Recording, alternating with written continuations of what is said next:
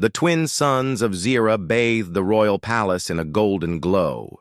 Its walls, made of a strange crystal-like stone, sparkled as if the building itself was alive. Inside, long halls stretched endlessly, filled with banners showing the history of the Ziran Empire. Daniel Ward walked slowly, his eyes wide. He was a young human, sent from Earth as an aide to the diplomatic team. This was his first time inside the throne hall of the Ziran Queen. He had seen alien ships, alien markets, and even alien soldiers before, but nothing compared to this palace. Around him, alien nobles moved gracefully, their tall, slim figures draped in shimmering fabrics that seemed to change color with each step. Their faces were beautiful yet strange, with large eyes that reflected the light like polished gems. Daniel felt small and plain among them in his simple diplomat uniform. He was here to observe a royal ceremony, the anniversary of the Queen's coronation. His official task was simple: take notes, record the sequence of events, and later file a cultural report for Earth's archives. The ceremony began with music unlike anything Daniel had heard before. Deep, humming tones mixed with sharp chimes, as if an ocean wave was singing to him. Rows of Ziran guards wearing armor made from glowing plates stood like statues on each side of the great hall. Then she entered, Queen Zira. She was taller than most of her people, wearing a crown that looked like it was made of light itself. Her robe flowed behind her like liquid metal. Her eyes, pale silver, scanned the hall with a calm authority that made even the most powerful nobles bow lower. Daniel felt a strange pressure in his chest. Not fear exactly, but something close. He had read about her in the diplomatic briefings. Intelligent, calculating, respected, and dangerous if offended. She ruled over hundreds of star systems, and her decisions could change the balance of power in the galaxy. As the Queen moved to the center of the hall, Daniel's instincts as a human kicked in. Without thinking much, he took out his small data pad, which was linked to his personal phone, and began taking quick photos. He told himself it was for cultural records. He photographed the crystal pillars, the strange, glowing floor patterns, the alien musicians, and yes, the Queen herself as she greeted her people. In truth, it was not just about the report. Something in the way she moved, calm, precise, and unhurried, fascinated him.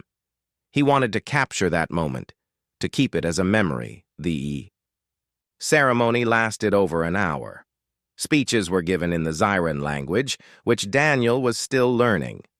A formal exchange of gifts took place between the Queen and various alien leaders. Daniel stayed in the background, quietly taking notes and the occasional picture. When the event ended, the human delegation was allowed to mingle briefly with the nobles. Daniel followed his superior, Ambassador Clark, through the crowd.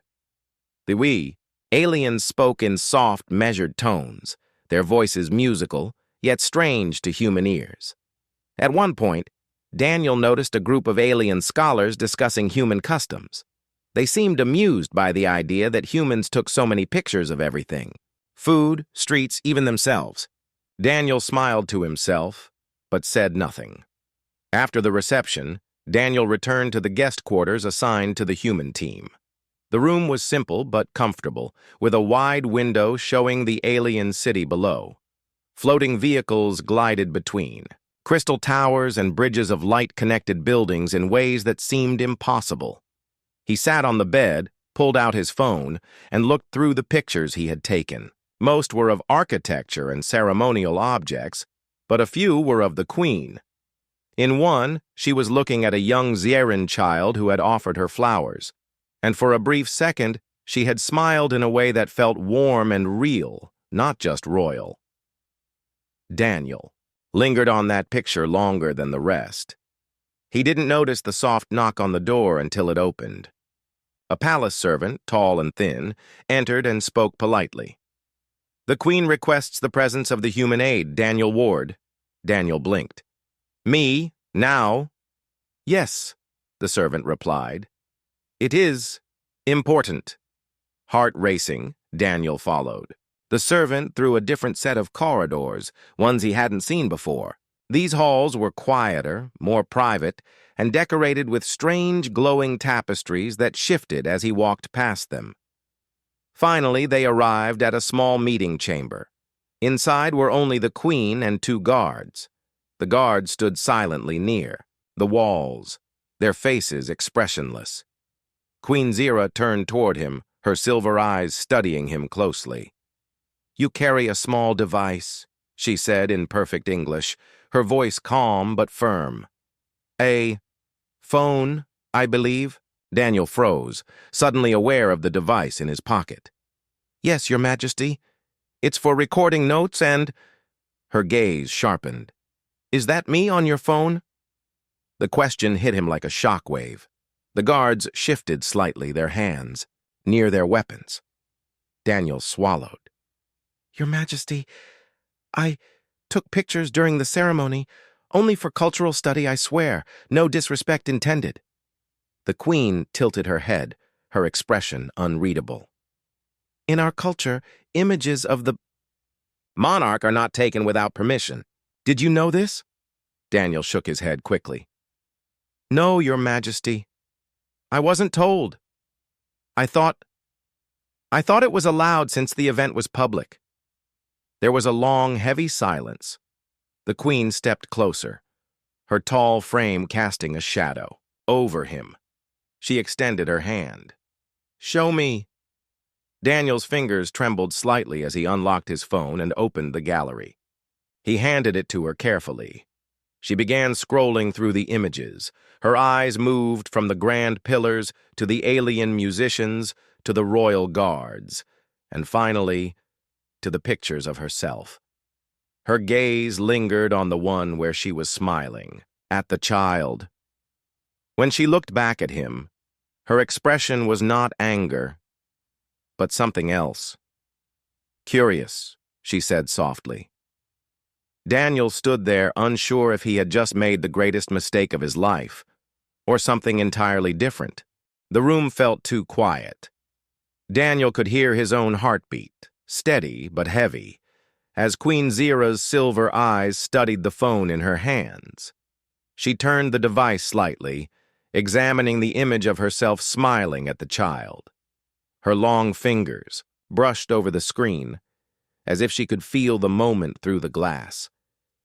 "This," she said softly, "is not how I am normally seen." Daniel swallowed, unsure if that was a good thing or a bad thing. "Your Majesty, I didn't mean to—" She raised her hand, stopping him mid-sentence. "You captured me, unguarded. I am a ruler. To my people, I must always appear perfect, unshaken, untouchable. Yet in this, I am simply Zira." Daniel hesitated. "I think that's what makes the picture special, at least to me." Her eyes flickered with something he couldn't read. "In your human culture, is it common to take images of leaders?" "Yes," Daniel replied carefully. "In fact, we take pictures of almost everything. Important events, friends, family, even strangers sometimes. It's our way of remembering, of keeping a moment forever." The queen tilted her head slightly as if weighing his words. "Forever," she repeated. "Zirans once did the same. Centuries ago, images flowed freely, but it was misused. Enemies reshaped faces, twisted meanings, turned truth into lies. Wars began from a single false image. Since then, we keep strict control." Daniel listened, realizing this was more than just about him taking photos. This was about history, trust, and cultural wounds. "I understand now why it's forbidden," he said honestly. "But I promise I had no bad intentions. I only wanted to capture what I saw." Her eyes narrowed slightly, not in anger but in thought. "And what did you see?" Daniel Ward of Earth. He hesitated. knowing every word mattered. I saw a leader who could command a room, but also someone who could make a child feel safe. For a moment, she didn't speak.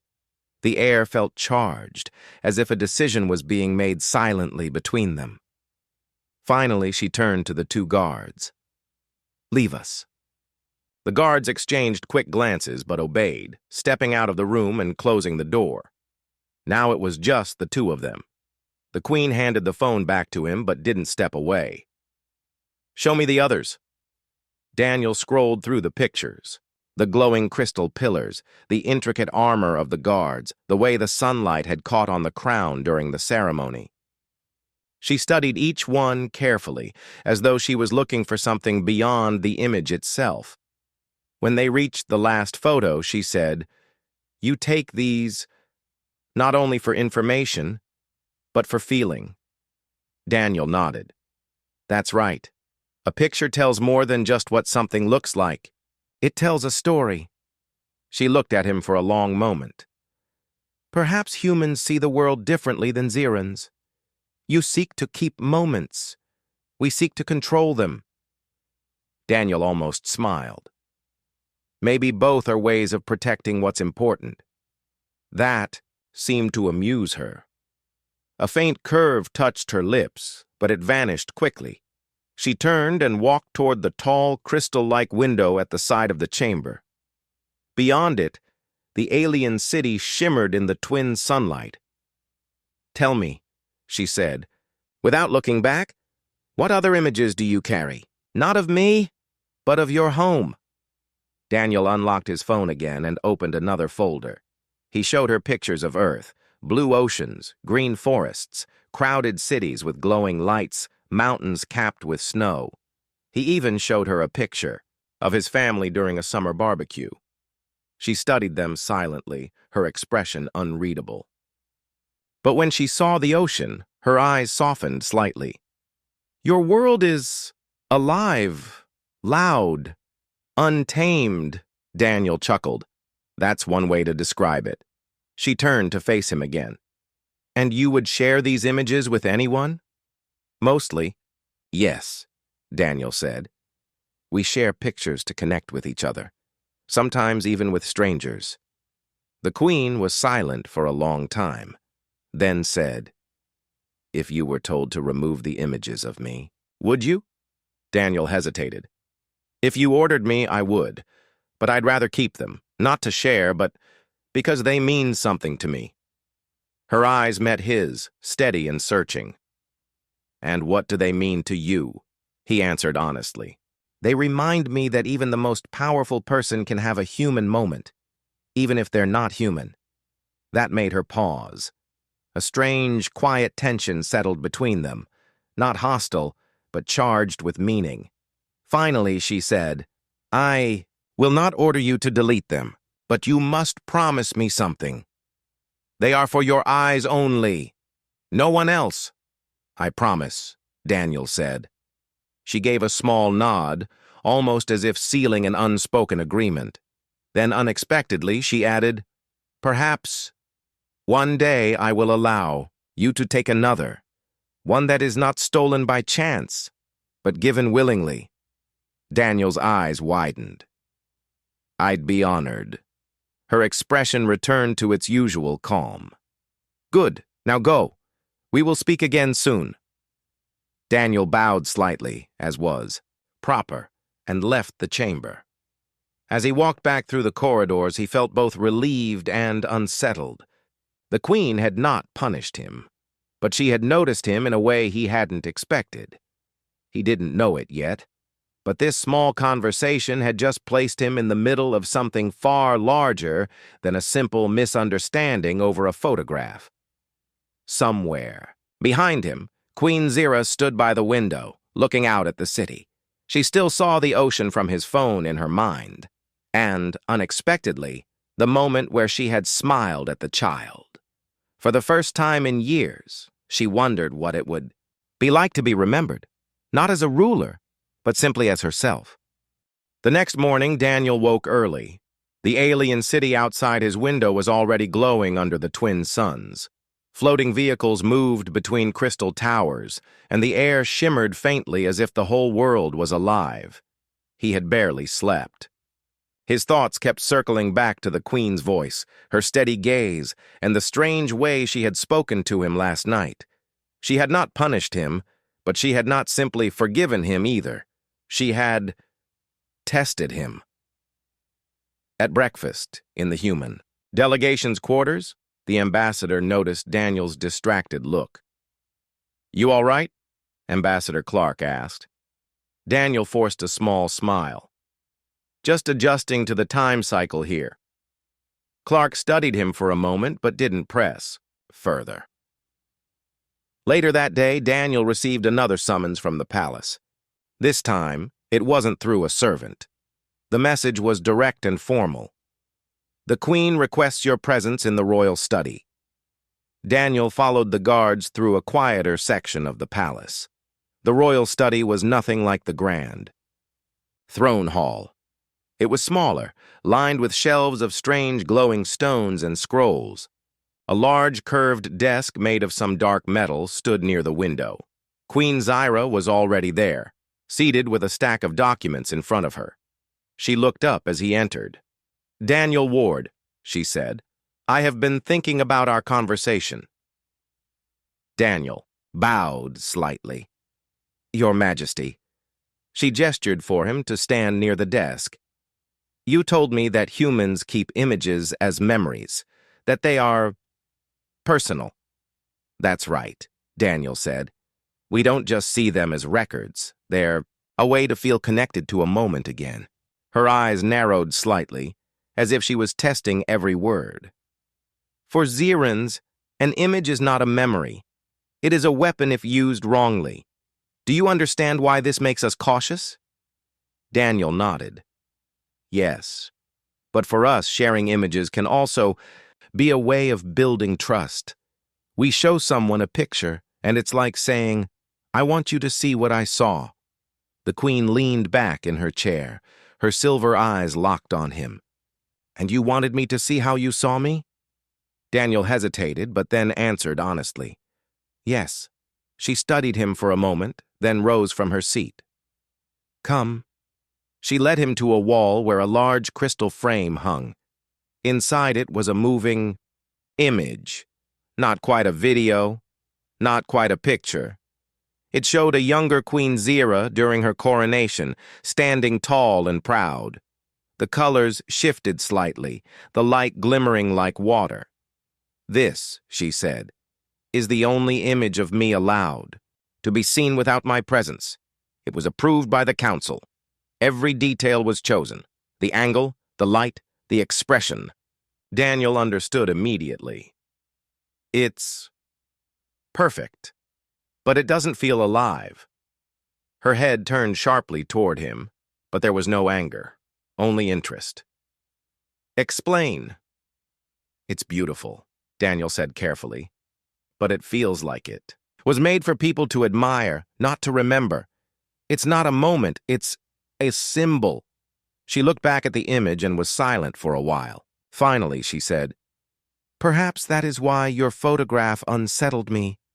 It was not the image itself. It was the fact that it was real."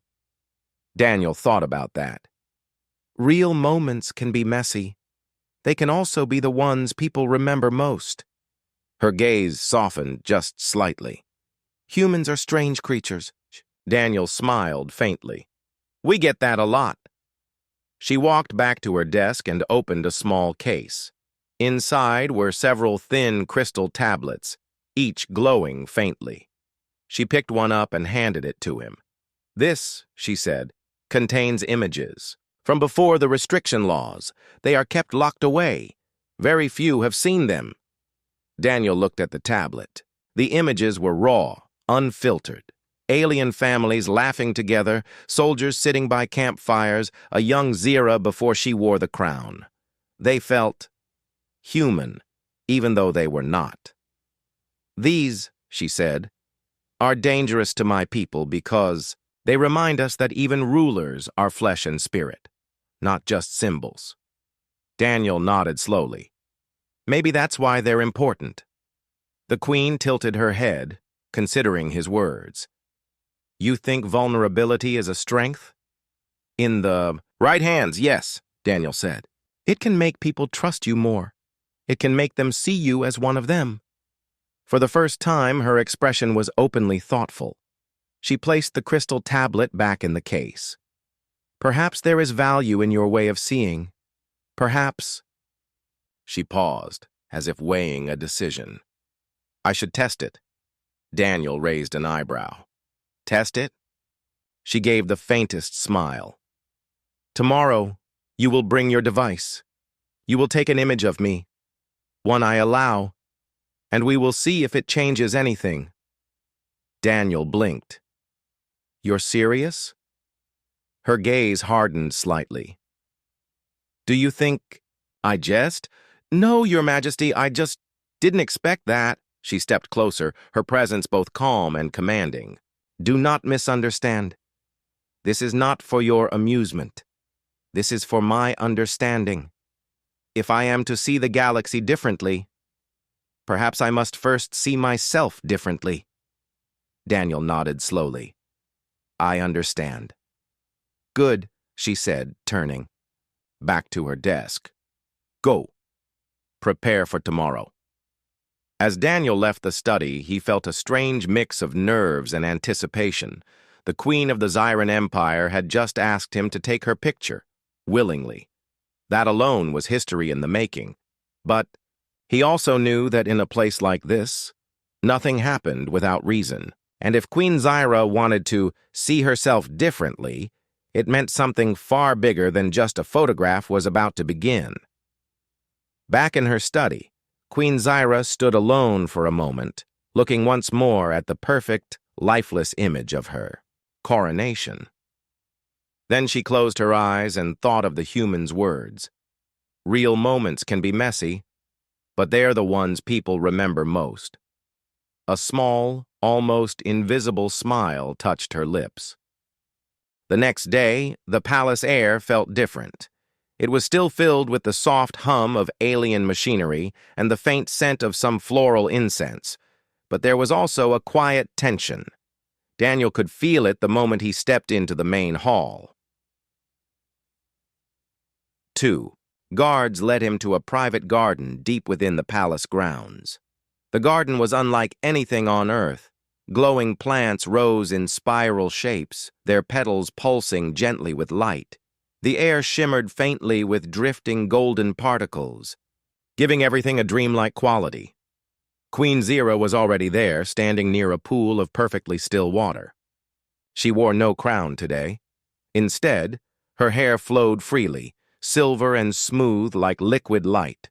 Her robe was simpler than her usual ceremonial attire, though still regal. Daniel Ward, she said as he approached. You brought your device? Yes, Your Majesty. He tapped his pocket where the phone rested. She turned slightly toward the pool, her reflection merging with the glow of the plants. Today, you will take an image of me, but it will not be for display. It will be for understanding. Daniel nodded. I understand. Her silver eyes studied him. You must capture me as I am, not as a symbol. If you fail, then perhaps humans and Zyrans truly cannot see each other. The challenge in her words was clear. Daniel took a slow breath and pulled out his phone. He adjusted the settings, no filters, no enhancements, no tricks, just the way the light fell naturally. The queen stood tall, but he noticed the faint way her fingers brushed the edge of her robe as if she was slightly unsure. May I? He asked, holding up the phone. She gave a small nod. Daniel didn't pose her. He didn't tell her to stand a certain way. Instead, he waited. She glanced at the pool, then up at the sky where the twin suns were beginning to drift apart. The golden light shifted across her face.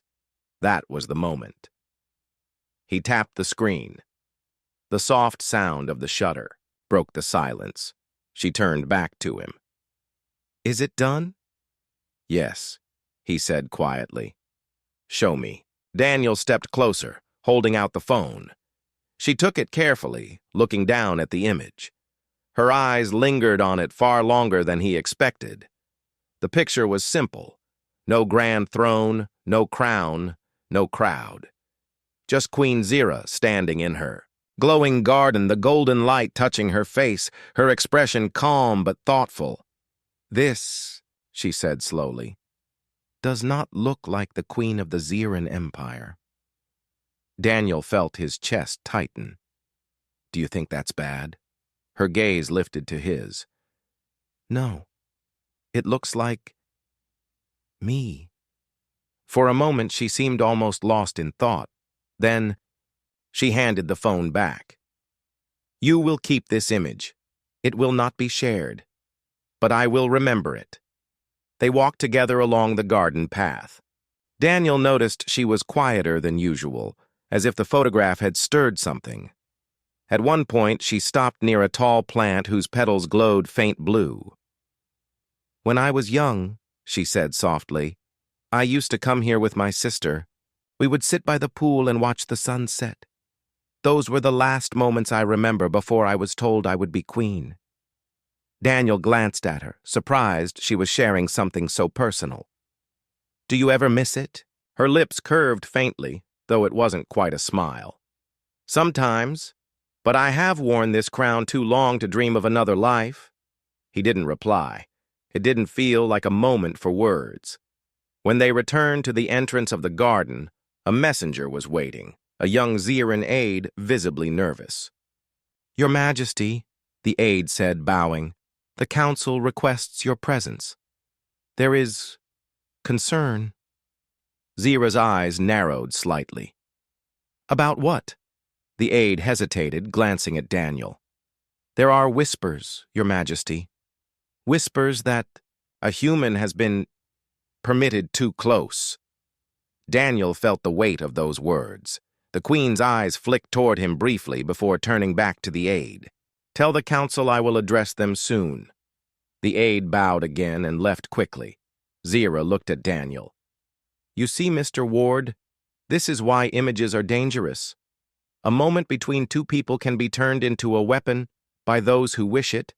"So," Daniel nodded slowly, "but it can also be a bridge. That's what I hope this will be."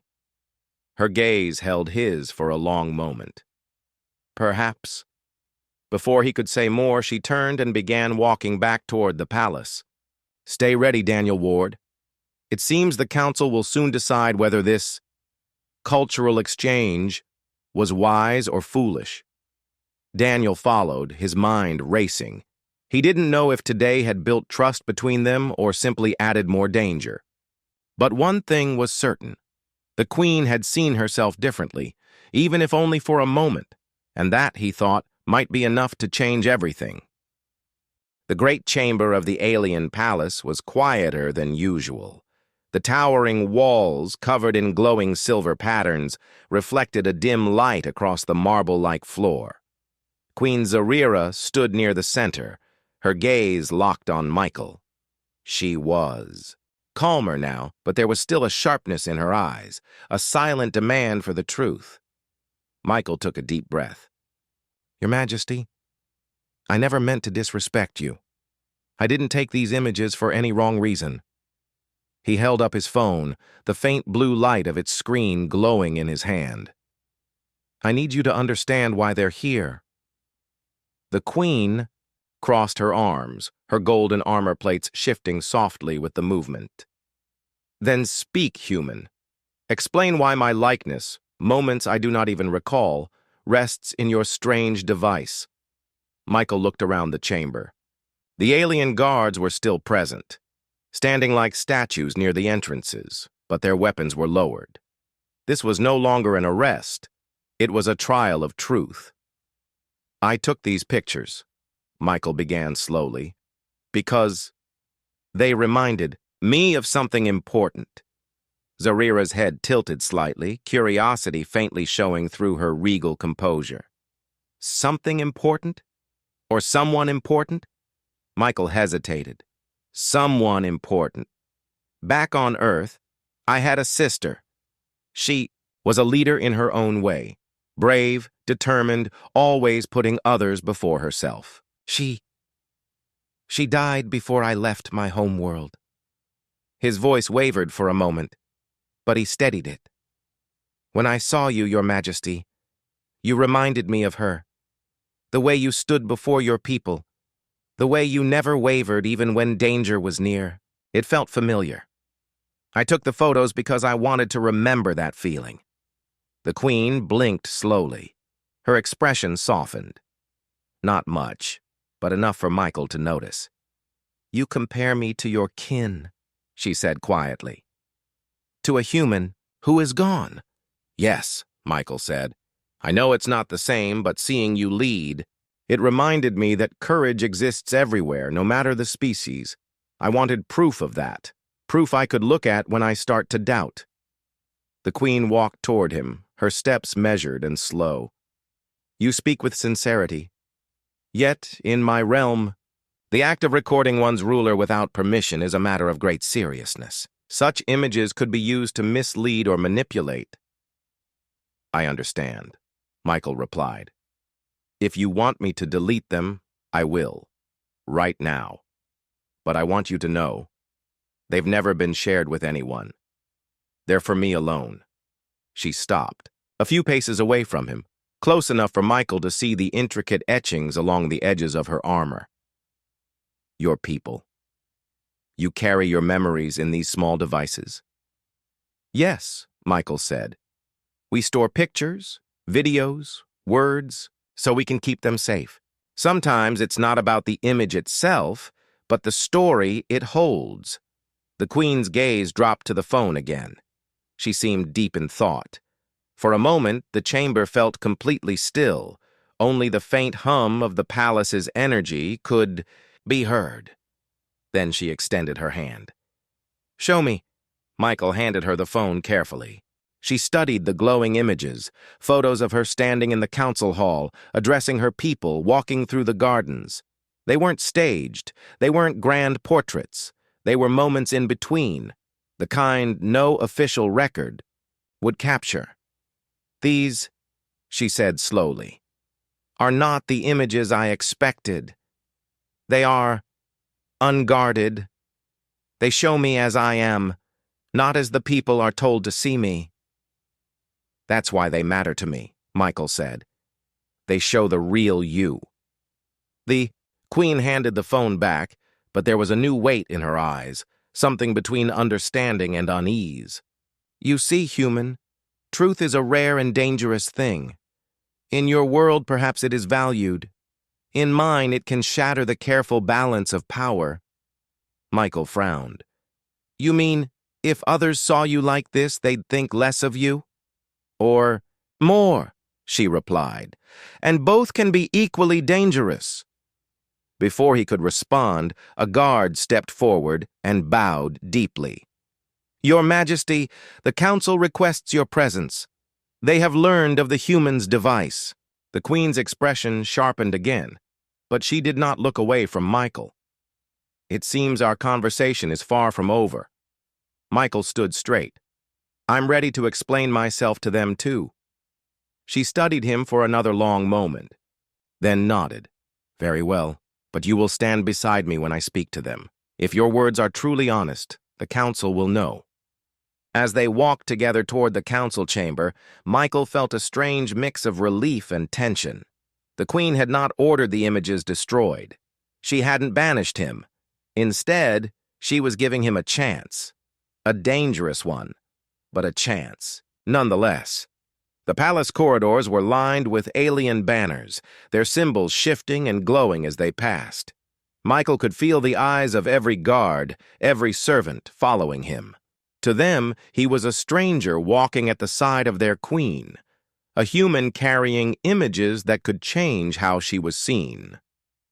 When they reached the great doors of the council hall, the Queen paused. Michael, she said softly, do you still wish to keep these images after all this? He met her gaze. Yes, because they remind me of something worth holding on to. A faint, almost imperceptible smile touched her lips. Then let us see if the council agrees.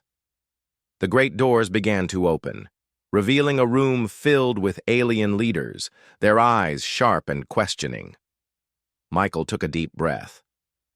Whatever happened next, the truth was about to be tested, and somewhere deep down, he knew that this was no longer just about a few photographs. It was about trust between two very different worlds. The throne room of the alien capital was brighter than usual that morning. Tall crystal pillars reflected sunlight through the glass dome above, casting rainbow-like beams across the floor. Humans and aliens stood together, talking quietly, waiting for the meeting to begin. Ethan stood near the center, his hands folded behind his back. His human military uniform looked oddly plain compared to the elegant robes of the alien nobility. Still, he stood straight, his eyes fixed on the great doors, at the far end of the hall.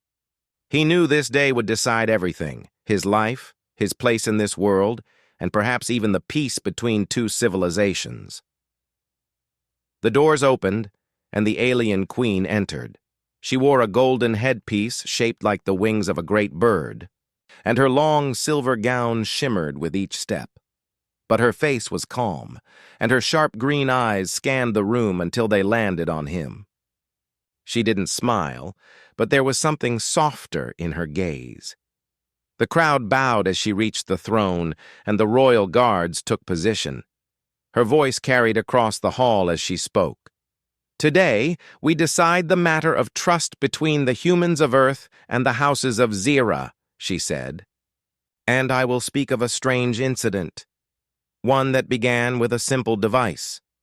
Ethan knew she was talking about his phone. The quiet conversations in the crowd stopped. Every eye turned toward him. The queen gestured toward him. Step forward, human. He walked slowly toward her, aware of every footstep echoing on the marble floor.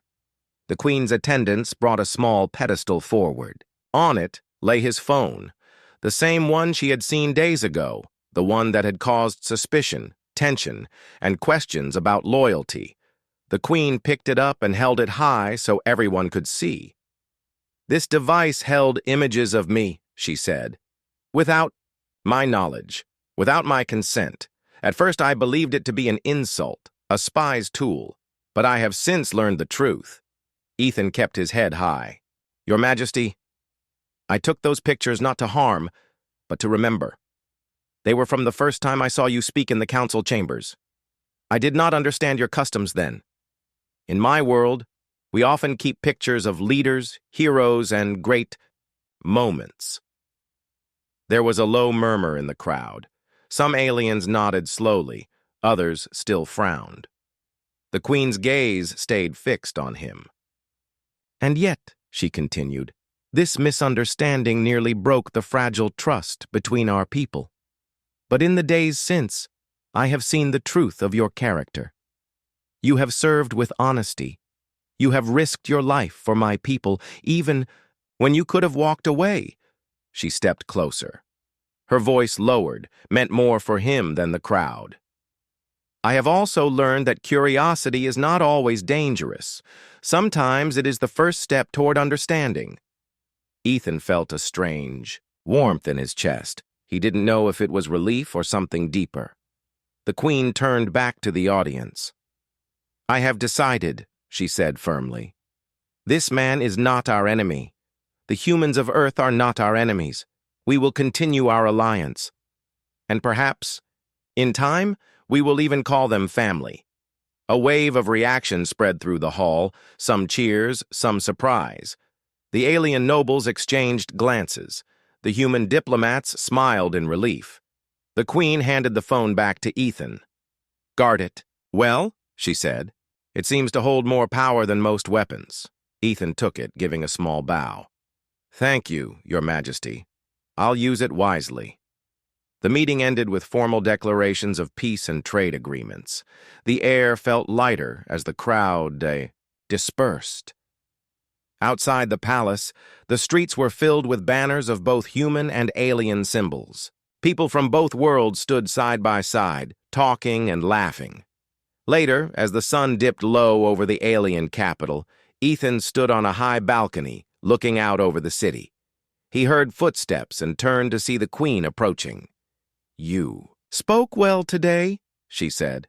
"You have a way of making people listen. And you have a way of making decisions that surprise everyone," he replied with a faint smile. She looked out at the horizon. "When I first saw that device in your hands, I thought you were a threat. Now I see that you are a bridge." "A bridge?" Ethan asked. "Yes," she said. "A link between our worlds. A reminder that even a small misunderstanding can become a path to greater understanding, if we choose to walk it." They stood in silence for a while, watching the alien sky shift from gold to deep blue.